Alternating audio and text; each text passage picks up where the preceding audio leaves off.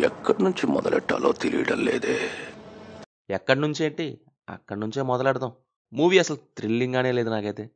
'Detective Ujwalan' ఇదివరకు already original Malayalam version ఓటీటీలోకి వచ్చేసింది. ఇప్పుడైతే తెలుగులో డబ్ చేసి రిలీజ్ చేశారు 'లయన్స్ గేట్ ప్లేలో'. క్రైమ్ ఇన్వెస్టిగేషన్ థ్రిల్లర్ అని ఉంటే, 'మిన్నల్ మురళి యూనివర్స్' నుంచి సెకండ్ ఇన్‌స్టాల్‌మెంట్ అని ఉంటే, ఏంటా అని స్టార్ట్ చేశా. 'మిన్నల్ మురళి యూనివర్స్' అనేది అసలు కంప్లీట్‌గా పక్కన పెట్టేయండి. అసలు దానికి సంబంధమే లేదు. జస్ట్ హైప్ కోసం అనుకుంటా. ఇక క్రైమ్ ఇన్వెస్టిగేషన్ సంగతి ఏంటి అంటే, అదొక క్రైము, అదొక ఇన్వెస్టిగేషను, ఆడొక కిల్లరు, మళ్ళీ దానికి ఇంకోటి, దీనంతటికి అదొక డిటెక్టివ్ అని పేరు. అసలు హీరో డిటెక్టివ్ అనేలా చేసిందేం లేదు. నాకైతే ఏ మాత్రం బాలేదు మూవీ. ఔట్‌డేటెడ్ గోను సంచి క్రైమ్. బేసిక్ లైన్ ఏంటంటే, ఒక చిన్న గ్రామంలో పోయిన వస్తువుల్ని కనిపెట్టే మన హీరో. అక్కడ లోకల్ డిటెక్టివ్ అనమాట. దొంగలించిన కొబ్బరికాయలని కనిపెట్టడం, అరటిగెలని కనిపెట్టడం, తప్పిపోయిన మేక, మెడలో ఉండే గోల్డ్ ఇవి. అలాంటి మన డిటెక్టివ్ ఉన్న ఊర్లో ఒకడు గోను సంచేసుకొని దానికి 2 బొక్కలు పెట్టి, అర్ధరాత్రి ఒంటరిగా తుప్పల్లోకి పొలం దగ్గరకు వచ్చిన వాళ్ళని సుత్తితో కొట్టి చంపేస్తుంటాడు. ఎవరు ఏంటి అని పోలీసులు ఆ డిటెక్టివ్‌తో ఎలా చేశారనేది ఉంటదనమాట. ఇప్పుడు సిటీలో ఒక ఏరియాలో ఒక కిల్లర్ పడ్డాడు అంటే, ఆ ఏరియాలోని ప్రజలు మీరు రాత్రిపూట ఒంటరిగా బయటికి రావద్దు అనంటే, ఎవరో రావట్లేదని ఆ కిల్లర్ గాడు ఏం చేస్తాడు, వేరే ఏరియా వెతుక్కుంటాడు. ఆ ఏరియా కూడా నైట్ సైలెంట్ అయిపోయిందనుకోండి, ఇంకేం చేస్తాడు, వేరే ఏరియాకెళ్తాడు. ఇలా చిన్న చిన్న ఏరియా అంటే ఓకే గానీ, అదే ఒక సిటీ తీసుకుంటే, జిల్లా తీసుకుంటే, ఇక్కడ మనం నైట్ ఎవరిని రానివ్వకుండా ఆపలేము. అండ్ ప్రజలు కూడా ఆగరు. బట్ అక్కడ ఉన్నది ఒక చిన్న గ్రామం. ఒక 30, 40 ఇళ్ళుంటాయి. రాత్రి ఒంటరిగా వెళ్తుంటే ఎవడో గోను సంచికి 2 బొక్కలు పెట్టుకొనొచ్చి, తల మీద సుత్తితో 2 బొక్కలు పెట్టి పోతున్నాడు అని అందరికీ తెలుసు.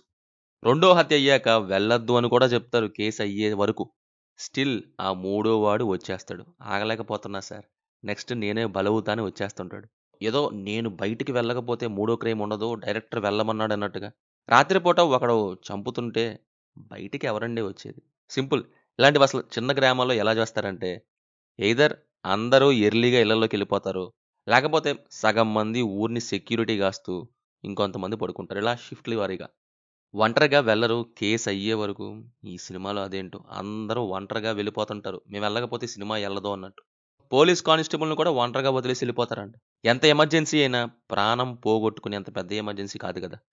క్రైమ్ థ్రిల్లర్‌కి ఉండాల్సిన బౌండరీసే సెట్ చేయలేదు ఇందులో అసలు ఫస్ట్.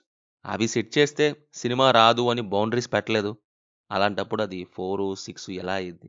అవి పెట్టకపోవటం వల్లే లూప్ హోల్ అనే ఫిల్టర్ గాడు ప్రతిసారి క్యాచ్ చేసి ఔట్ చేసి పడేసాడు. ఇక ఆ గోను సంచి కిల్లర్ దొరికాక వాడొక కథ అప్పజెపుతాడు చూడండి. ఎంత బోర్ కొట్టిద్దంటే అంత కొట్టిద్ది. ఏముందని అప్పజెపుతున్నావు అసలు అని. అండ్ ఇది కాదు గానీ డిటెక్టివ్ అయిన మన హీరో చివర్లో ఏసే ఆ బుడబుక్కల ప్లాన్ ఒకటుంటది. ఎంత డమ్ అండ్ సిల్లీగా ఉంటదంటే, వాడేమో గోను సంచి గోక్కుంటూ ఉంటాడంట. ఒకడేమో ఈడిక్కడున్నాడు అని ఆడి దగ్గరికే వచ్చి ఆగి, నన్ను పట్టుకో అని అనుకునే దొంగ పోలీస్ ఆట రేంజ్‌లో పరుగులు తీస్తూ ఉంటాడంట. అలా వాళ్ళ దగ్గరికి తీసుకెళ్ళిపోతాడంట.